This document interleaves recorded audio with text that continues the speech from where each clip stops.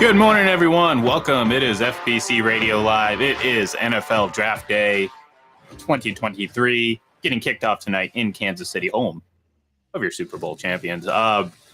Obviously, this is really the next big step in the NFL offseason. I think we've kind of gone through the first cycle of no news, except for obviously the Aaron Rodgers drama that got concluded just the other day, John, and we talked about that, obviously. Maybe we'll mention it again later at some point today, but excuse me. Nonetheless, the first round gets kicked off today, and it's supposed to be, or it's expected to be, a fairly, like it is pretty much every year, a fairly quarterback-centric first round, and it's going to be interesting to see how that all unfolds. Obviously, the Carolina Panthers have the first overall pick, and it very likely will draft one of the top end quarterbacks. So excitement, sure. I like the draft. I think, it does get to the point where it does get a little exhausting because it's spread across 3 days and it's long. And certainly the beginning is they milk every second. John, Carolina, they're going to wait to make their pick until about 1 minute left on their time slot. And they've had months to figure out who they're going to select.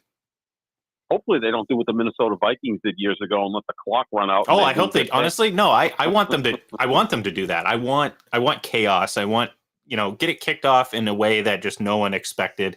Because maybe it'll make me forget about the really fake hugs that Roger Goodell gives out. That's like the worst part about the draft process is that like cringy hug at the out on the stage where Roger Goodell's like, I love you, this, that, and the other. Then it's all right. Well, we'll see what happens after that. But no, look, I'm being, maybe it's because I haven't had my coffee yet this morning, but I'm being a bit of a curmudgeon, I guess, when it comes to it. So, yeah. Well, I like the NFL draft. I do. I think just like anything the NFL touches, it gets overdone. Like everything, like the process is so long and drawn out where it can be exhausting, John. It can be exhausting. Well, the interesting thing about it is it's so big, right? You'll have, 10, 12, 14 million people watching this thing tonight to the point where the NBA was going to go dark tonight. They didn't expect the Hawks and Celtics to go to Game 6. The Celtics and Hawks are playing Game 6 down in Atlanta, but there were no other games scheduled. That's how big the NFL draft is that the NBA didn't even want to compete against it. We're talking about playoff basketball against essentially, a night of picking players that we don't know a lot about, and we won't find out about them maybe for a couple of years in most cases, right? But that's what the NFL has. Heck, the Pro Bowl, even the competition, the skills competition would outdraw like an NBA game. It's just amazing how much of a hold the NFL has on the sports culture in this country. But it's going to be interesting to see what happens. You get the Patriots at number 14 if they stay there. There's always rumors that they'll trade down and get multiple picks or a first-round pick next year or whatever. But, yeah, it's going to be interesting to see where these four quarterbacks go that could go all in the top 10. Will Levis, I guess, is expecting maybe to be the first pick, but I think it's going to be Bryce Young from Alabama that Carolina is going to take. He seems to be the safest pick. He's a really accomplished guy, skilled guy, just doesn't have the size of the other quarterbacks, but I think he'll be the first pick. Well, and look, you're Carolina, you trade for the first overall pick. You're doing it to select a quarterback. You know what I mean? Like it's how this league is run. I don't care what other needs you have. And look, they have a lot of needs. You do that move to select a quarterback and nothing else. So, like I said, this team knows who they're going to pick. They've known who they're going to pick for a while now. And I still expect them to take every minute on the clock. So just like... This might be one of my best all-time segues. Just like the Milwaukee Bucks took every second and more to try to put up that final shot, and it ended up screwing them over because, should this be surprising, John? I don't know, but the Heat in 5 become the first play-in team to win a playoff series. Yeah, truly amazing. Jimmy Butler, once again, he scored 42 last night, so he's had 98 in the last 2 games. Giannis was never quite right when he came back from that bruised tailbone, and give Miami a lot of credit because they're playing without probably their third or fourth best player in Tyler Hero, who got hurt in game 1 of this series. And here are the Miami Heat again. They're kind of the turd in the punch bowl. They just keep crashing the party. They upset the Bucks. This is the second time in 4 years that they've upset the Bucks in the first round when the Bucks were the number one seed. And yeah, you're right. The Bucks just totally messed up that final possession to the point where now Grayson Allen has it. He doesn't even get off the shot, and Miami's on their way to the second round. Well, they'll play the New York Knicks, so we're going to get reintroduced to 90s basketball, maybe the Knicks against the Heat. Although the Heat are putting up a lot of points, mainly because of Jimmy Butler. Yeah. But I don't think a lot of people in the pool had the Heat playing the Knicks in the second round. Most of us thought it would be Milwaukee and Cleveland. Yeah, well, I know you were big on Cleveland before this series, so I'm not going to dwell on that too much. Getting blown out, not blown out, but dispatched in 5 games. But sticking to the Heat and Bucks. Look, Jimmy Butler was pretty incredible. The Bucks kind of got screwed at the very end, though. Not in overtime, but at the end of regulation. Like that was to me very clearly a foul on Jimmy Butler, an offensive foul. And you can't use that one play to take away anything of what Jimmy Butler did. Obviously, like they're the reason why the Heat are moving on. But that last basket should have never counted, or it should have never been awarded. And if that was the case, we're talking about Game 6 back in Miami between the Bucks and the Heat. So as great of a story as it is, like it's a like this. I don't. Again, this isn't a it wasn't a judgment. This wasn't a close call that could have gone either way. Like I think this was a very clear foul and a very clear miss at a very inopportune time for the Bucks. Who, I mean, again though, at the same time, it's the Bucks did everything in their power to give them that opportunity. The turnovers, the near missed turnovers, the bad pass by Giannis that was saved at the end. You know what I mean? Like there was a lot of things that the Bucks did to make you think, yeah, they deserve to lose that game. But when it comes down to it, that last shot in regulation, the one that Jimmy Butler, which was an incredible catch and shot, but again, he gets that opportunity because he very clearly pushed off and created that separation, which is very easily, in my opinion, an offensive foul. So, yeah, it's unfortunate that is part of the discussion, or at least it should be. But the big picture here is Miami with a again, neither of us expected that. I mean, I was expecting a Celtics Bucks Eastern Conference final.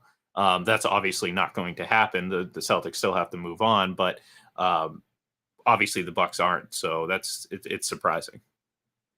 The Celtics will be the last team to clinch a second-round playoff spot in the Eastern Conference if they're able to beat Atlanta either tonight or if it goes to Game 7 on Saturday. I don't think anybody expected that. We all expected the Celtics to win in 4 or 5 over Atlanta. They dropped the ball with an opportunity to close it out in Game 5.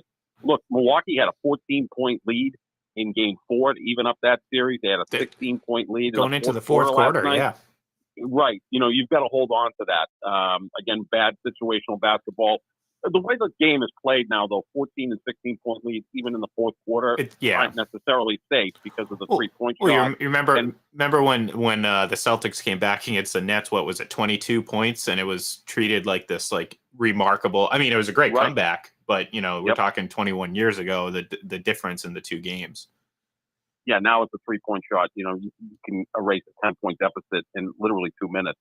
I mean, the other night in Game 4, the Lakers had a 14-point lead with 2 minutes left in the half, and they ended up 2 at the half. They got outscored 13-1 over the final 2 minutes. That's just the way the sport is now. We saw the Celtics do it the other night. They're up 12 with 5.5 minutes left. They end up losing. They get outscored 20-6 over the final 5.5 minutes. So that's just the way the sport is now with these incredible runs because the 3-point shot is so prominent, and these guys are just so good at it. But, yeah, just crazy in the Eastern Conference. Knicks, Heat, you got Philly kind of waiting to see what happens. They're trying to hope the Celtics go to a 7th game so they can get more rest for Joel Embiid. So, yeah, the East has been shaken up, to say the least. Yeah, and it's funny because, again, like, we probably expected the Celtics to be the first team to advance. I think even going into the series, we at least probably thought Miami was going to give Milwaukee more of a fight than Atlanta would be giving that Miami would be giving, or I'm sorry, Atlanta would be giving Boston. So that's not surprising. It's just, it's funny how things work out. Now, look, the Celtics are still in a good spot. They blew that opportunity the other day. Like, obviously, their own poor play, poor decisions down the stretch, obviously forced this game six. And look, that's not to say that Atlanta didn't do everything in there. I mean, they played great on Thursday. So like, I mean, it's still it's not this, all of a sudden the Celtics are on their heels. Like, no, I think they're going to go in and take care of business tonight. I think this is a team that, unfortunately, John, deals with a lot of, I don't know, times where they just go absent, and this is no different than the last couple of years. So I don't expect this to change. The good thing for them is they usually respond, certainly in the earlier round. So I expect them to come back and maybe have a 10 to 15 point win tonight, close it out, and move on. But yeah, it's funny to think that they're the last team in the East looking to advance. They don't deal with success all that well, right? They've had opportunities. Yeah. Even last year, they're up 3-2 against a depleted Miami team. You're at TD Garden to wrap things up in Game 6, and you put out a stinker, and then you have to go to Miami to win Game 7. You have a huge lead late. You nearly blow that. If Butler hits that three, maybe we're talking about a completely different result in the Eastern Conference Finals a year ago. They just don't deal with success all that well. It just seems like at the end of games, they just don't know what to do. They kind of freeze up a little bit. And again, people keep talking about how young they are. Well, Jaylen Brown's in his 7th year. Jason Tatum's in his 6th year. Marcus Smart's in his 9th year. Al Horford's actually older than Joe Mazzulla, the head coach of the Celtics. So, this is a team that has experience. It's gone to the Eastern Conference Finals several times, made it to the NBA Finals last year. So that can't be an excuse anymore. They've got to figure out a better way to close out games. But look, the Celtics at home, and they have what is supposed to be a really great home court advantage. They're 6-7 in their last 13 home playoff games. That to me is pretty alarming. I mean, they should be wrapping these series up sooner, but again, they're a sub 500 team since round 1 of last year's playoff at home, where they normally are dominant. That's a problem. Yeah, and look, I mean, I'm not going to say it's all their own doing, but kind of thinking back, it feels like a lot of it is, poor play, poor shot selection, where they get three happy and they can't hit a three for the life of them. And, that's something that unfortunately has kind of carried over this year, where it's, well, at what point during the game are they going to go cold and continue to force shots that they're just not making? And that's obviously one of the big problems with the 3-point game now, is that you either live or you die by it. And I think one of the frustrating things last year was trying to get them to not abandon the 3 shot, but when it wasn't working, switch it up. Stop trying to force it, because you're giving away points. And that's essentially what happens, because all of a sudden, like what we saw the other night, a 12-point lead turns into nothing. And you're like, oh no, I actually gotta, we gotta figure out how to, combat this comeback by Atlanta. And, poor shot selection. And when you actually get a good shot, you miss. So it's frustrating, because it's a very similar pattern as to what we've seen the last couple seasons from the Celtics team, especially in the series against Golden State last year. Jason Tatum was 1 of 10 from 3 the other night. The first 3 quarters, they were driving the ball to the basket, being effective, and they kind of abandoned that in the fourth quarter. It almost felt like Kyle Shanahan had taken all the coaching duties for the Boston Celtics in the fourth quarter. We've seen him do kind of crazy things in big games in the past. So I just don't get it at times, especially, we hear all the time, and we heard it for 20 years with the Patriots, how they play great situational football. You've got an 11-point lead, run the football, stay in bounds so the clock keeps turning, make the other team use timeouts. Just real smart stuff. Well, the Celtics play horrible situational basketball down the stretch of some of these games. They rush their offense, or they take their foot off the gas to the point where all of a sudden they're just chucking up 3 pointers with 4 seconds left on the shot clock. They're not running their offense. They're not playing with some force and trying to build a 12-point lead, get it up to 16, and kind of, go from there. And it gets frustrating at times, because they should be better than that. Yeah, no, I absolutely. And that's why I say a lot of their home woes, I feel like, are self-inflicted. Mhm. again, this isn't to take away anything from, what the opponents, certainly a team like Golden State, who, by the way, John, is up 3 games to 2, and, Yeah. if it was foolish for us to even consider them being in trouble at 0-2. But, a lot of these situations are preventable on their behalf. And it's not like, look, teams go cold. You have stretches where you don't hit shots. That's normal. But like I said, you don't have to continue. Like, just because you start going cold on three doesn't mean you have to force it until you start hitting them. It's like, okay, settle it down, start getting points in the paint, start changing up what you do, and then create those opportunities. Because, like, in a lot of these cases where they have these double digit leads, even if they're not as efficient and not picking up 3 points every time they go down the court, well, guess what? Instead of being net -12, maybe it's -6, and all of a sudden the last 30 seconds of the game doesn't matter because you don't have Mhm. enough time to score get that extra basket short of a miracle. So, yeah, it's just it's to me it's frustrating because the Celtics team is really good, and now how things are shaping up, John, in the East. I mean, you might have an even better opportunity than you did last year, and you made it to the NBA Finals. Um, so it's imperative for them to focus and kind of just take care of business tonight, and really just do some, I don't know, self discovery, and kind of really figure out, like, what can we do aside, when the three goes cold, John. What do we do besides try to force it? And that's what I want to see the Celtics team do, because I think if they play a little bit more efficiently, it's going to be hard to beat them, even if you're a team like Miami. Yeah, I mean, this whole thing has opened up for them, right? Milwaukee is gone. Cleveland is gone. Two teams that you thought you'd meet in one of those two in the Eastern Conference Finals. Now the Celtics have home court advantage throughout the playoffs as far as they go because they had the second best record in basketball behind only Milwaukee, which is now out of the playoffs. Although, like I said, they're 6-7 in their last 13 home games, so maybe they're more comfortable on the road in Atlanta. Yeah, you just want to get this thing over with because you never want to go to Game 7. And on the other side of the court, you got a player like Trae Young who's capable of lighting you up for 40 Yeah. and also 13 assists. I mean, he's a guy who's not the most efficient scorer, but he's certainly not afraid of taking big shots and making big shots. We saw that last night or the other night in Game 5. So yeah, you don't want to get to that point because anything's possible in those seventh game scenarios. Yeah, and that's, I mean, the only good thing, if you're gonna go to 7 games against Atlanta, maybe you take that as a good omen, considering in 2008 they went 7 games against True. Atlanta. So in the first round. So who knows? If you're like me and you try to find any sort of positive spin or good, like, correlation between a previous success or whatever, that's a good thing to do. So, but we'll find out tonight. They're going to play tonight, and like I said, I think they're going to take care of business. I think they're going to go in and kind of. I don't think we're going to get 2 performances like we did back to back, and that's, obviously the good thing about jumping out to a 3-1 lead. It gives you a little bit of wiggle room in terms of, well, if you screw up like you did in Game 5, you got 2 more opportunities to get the job done, and I think, given another opportunity, I think they're going to do that. So, what you what was your takeaway from the Aaron Rodgers press conference? Talking about having bad reception and not being able to get in touch with Packers management and wanting to be there to help the new guys and meet the new players.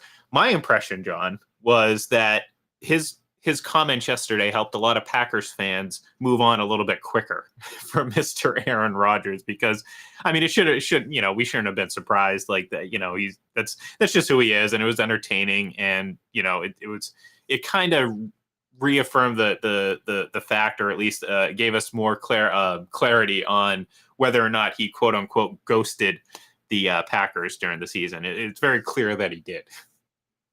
Oh yeah, I mean, it was almost like watching it, saying, "I don't know who you are, but you're supposed to be Aaron Rodgers, right?" I mean, even the hair looked good, right? We've seen him at times where he's got the ponytail or the mullet or whatever the hell he was doing with his hair, looking like Nick Cage and Con Air, Yeah. and he was wearing like the Jet polo shirt, which looked pretty neat on him. And he was obviously praising Robert Saleh, his new head coach, Joe Douglas, his new general manager, and how many times did he reference his offensive coordinator Nathaniel Hackett, who he says he loves like a brother, which could be dangerous since he doesn't speak to his two brothers. So Yeah. Nathaniel Hackett better be very careful with that. But yeah, he seems pretty buttoned up and more cookie cutter than he normally is. Look, the guy in the press conference situation is incredibly charming when he wants to be, right? I mean, just even the interaction with the media, he remembers their name, he says hi to them, how are you? He's an articulate, smart guy, but again, there'll be times where he goes off the rails, where he feels slighted, and he's going to stand up for himself. But I'm sure the Packers fans and Packers brass probably watched that yesterday and go, who the hell was that guy? Yeah, and that's the thing. It kind of, I mean, look, I mean, I don't think there's any, surprise. Maybe unless you're on NFL Live, this was a surprise to everyone. But I don't think there was any shock that obviously he was going to get traded. I don't think there was any surprise to kind of know that, like, yeah, look, he might have kind of checked out, not completely, but it kind of got to a point where it was just like, all right, he wants to move on. Obviously, the Packers brass wanted to move on, maybe even a year ago. Who knows? It's very clear that was the case. So who knows? Like, maybe he does come in a little bit re-energized, thinking, he didn't commit to more than one season, but he didn't also shoot down the fact that he could play more than one season with the Jets. And you know what? Maybe this is enough to re-energize him and elevate his game a little bit to the point where, like, you can maybe make a Super Bowl run this year. I don't know. I don't think that's going to happen, John. I think best case scenario for this team, they go maybe on a nice run to the AFC Championship game. But ultimately, I think there are better teams out there, Kansas City, Cincinnati, and a lot of really good, it remains to be seen about Buffalo. But, for the time being, I'll put them up there as well. So right then and there, you have three teams that are better than them, and it will guarantee that they're not going to play a home playoff game, no matter what. So, well, not no matter what, but it's very unlikely that they'll get a chance to play at home, which means, well, they're going to have to go on the road, win 4 games to win a Super Bowl, and I just don't see this Jets team doing that. I think they're going to be better, but luckily for the Jets, they're getting the good press conference, like you said. He's putting on a good press conference, so far so good. I just thought it was interesting, too, that Robert Saleh is sitting to his left and Joe Douglas is sitting to his right, and no one asked either one of those guys questions. Like they were just there for decoration, right? I mean, obviously, it's all about Aaron Rodgers, and they did break into one-on-one after that, which I thought was, pretty good, which, you don't see a lot of anymore, which that's a good sign. In the old days, that was common. You just go to the PR director and go, hey, can I get a one-on-one with so-and-so? And they're like, yeah, no problem. Here, they set aside a period of time that you could do these types of things. But yeah, I thought he seemed pretty buttoned up. He's looking forward to, dealing with the New York media, which I think he will. Again, the thing is, this isn't like 1980s baseball, right? Where the writers are like all over the team for 24 hours a day, every single day. I mean, they kind of protect these guys at this point. He's going to meet with the media every Wednesday for 15 minutes, and then he'll meet with them after the game. Yeah, the thing I don't know, half the time they're softball questions, anyways. Right, and he can maneuver around these things. Again, he deals with this really well. Yeah. And the other thing too is, the biggest thing is, and again, going back years ago, you had like a big columnist in town that everybody had to read. It's not the same. The big thing now is talk radio, sports talk radio, and as long as you do that, you're not going to know what's going on. I mean, how many athletes really get involved with that? I mean, Kurt Schilling was famous for that, right? I mean, he'd call into the local sports talk radio stations and, hey, Kurt in the car, because he would be listening and he'd have to push back what they were talking about. For the most part, if they just avoid that, they'll be okay. There's stuff on Twitter. That's where we see Kevin Durant. That's where he has his interaction with trolls or whatever. I think obviously the issues, if there ever were going to be some, would come if they struggle. And that's something, if all of a sudden it's October and you're the Jets and you're 2-4, what do you start saying then? And then you're like, okay, that could be a problem. That could be a huge problem in terms of the media, because the media is going to overreact. It's New York, of course. I mean, it's just like Boston. It's just like any of these other major cities. They live and die by this, and usually everything's way over the top dramatic. So if the Jets are 2-4, which, look, that's not a great position to be in, especially in this AFC picture. You're 2-4. That might put you behind the 8 ball a little bit too far. So that's not a great position to be in. All of a sudden, criticism starts to come. If you start having a season start like they did or like Aaron Rodgers did last year, that could be a big issue. So, yeah, I mean, it's going to be obviously one of the biggest stories of the NFL season, and I'm excited for it. Whether it sinks or swims, that's what it's like for me. I don't care if it's a success. I want to see the drama. I want to see what happens. Like I'm eating this up. This is my first season without Tom Brady. You know, I need something to whet my appetite a little bit, you know, and this drama between the Rodgers and the Jets, I think might do it. So, is he still the biggest star in the NFL? I mean, I know Mahomes has won two Super Bowls. He's not. Yeah, I don't think he ever was. Honestly, I don't think he ever was. Oh, right, he would always be behind Brady. Yeah, and I find the thing about him is he's not cookie cutter for the most part, right? So that I think makes him. We'll put it this way: he's polarizing. Yeah, right. Sure. Like he's got crazy fans, and then he's got people who just destroy him. So yeah, in that sense, I see that. Like, I mean, but he's still, look, I mean, again, I mean, when as long as Tom Brady was in the league, he was always behind him. And I mean, Peyton Manning, Peyton Manning as well. You think about, you know, maybe early on 2011 at his absolute peak. I still don't think he was the biggest star in the NFL. And then at this point, I mean, you know, Patrick Mahomes has won 2 Super Bowls. He's the reigning MVP. Like he's Tom Brady's gone. He's the biggest star in the league right now. So he's never really said anything interesting, and he's kind of shucked, you know, whatever. Was Rodgers, Lord knows, may say something that everybody is going to talk about. But yeah, no, but Mahomes is the guy. I mean, you can't deny the fact that in 5 years he's won 2 Super Bowls. It's a pretty good start to his career. Yeah, I'd say so. But, yeah, pretty good. Anyways, a lot of people are going to be getting their start to their careers tonight, so we're going to be watching pretty intently, or not. I don't know. We'll have a couple TVs on here, so at the Glendon household. But we will be back tomorrow, John and I, to kind of react to what we saw in the first round, and you know, maybe react to a Celtics advancing to the second round. But in the meantime, keep an eye on at Full Press NFL on Twitter, and of course, fullpresscoverage.com for all of our draft coverage tonight. We'll have some reaction videos out and stuff like that, and some tweets and everything like that. So certainly keep an eye on all that, and we will try to keep you as updated as humanly possible throughout the first round. So thank you, everyone, for tuning in, and we look forward to talking to you later.